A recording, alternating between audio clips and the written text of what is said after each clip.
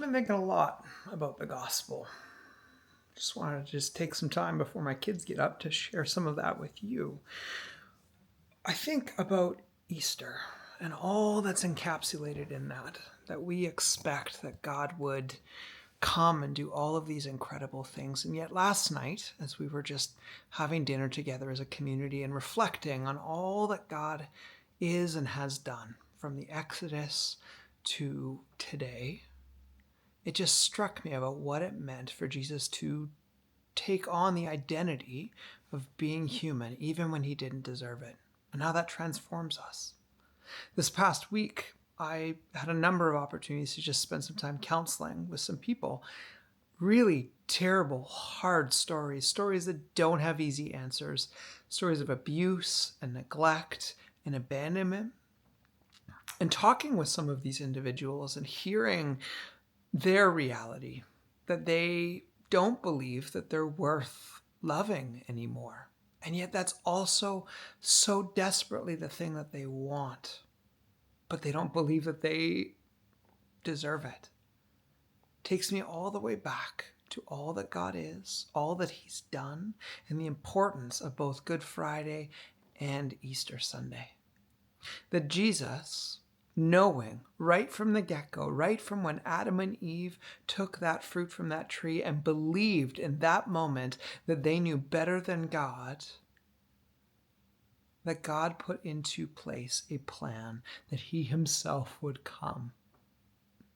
Through Abraham and Moses and the Israelites in Egypt, and seeing every time when humanity chose not to remain faithful, that God remains faithful to us.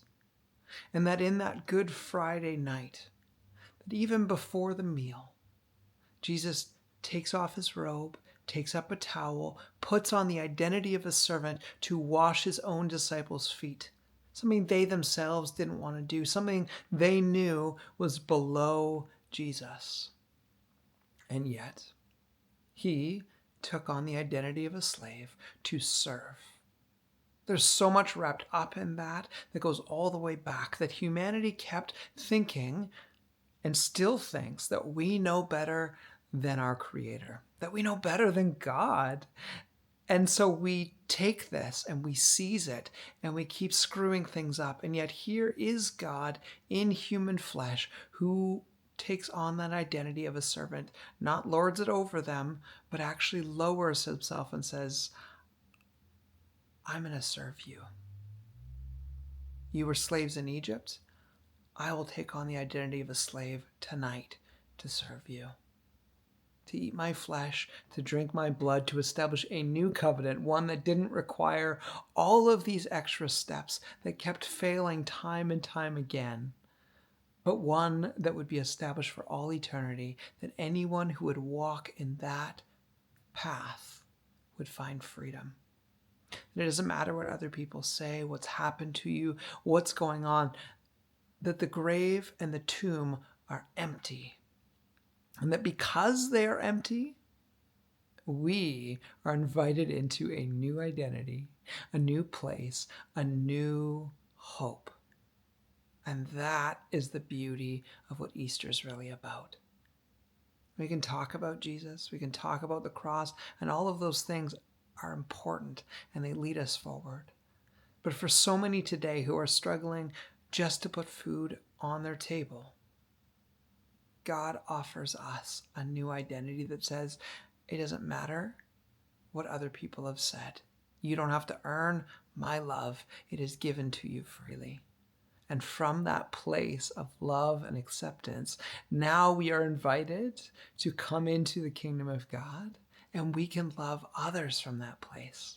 Not expecting anything of them, not wanting anything of them, but just holding space with them right where they are and saying, I see you.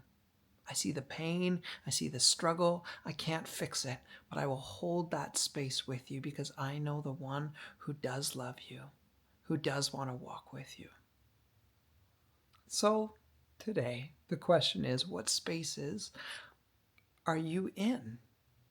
Where are those places where your own identity is struggling, where you don't fully believe the gospel, that the kingdom of God is present, that he loves you, that he's invited you in, that he's giving you a new identity, and that out of that you can then turn and love those around you? Are there places of brokenness and abandonment and hurt where you are protecting yourself and God saying, come to me, let me love you, let me bring healing to those broken places? And as you work through those, to then, who else is in your life? Who can you hold that space with and for? Just to listen, just to lift them up, just to bring them to the cross and show them the empty tomb that says, God's with you and he loves you. There's healing at the cross. I hope that's a blessing to you.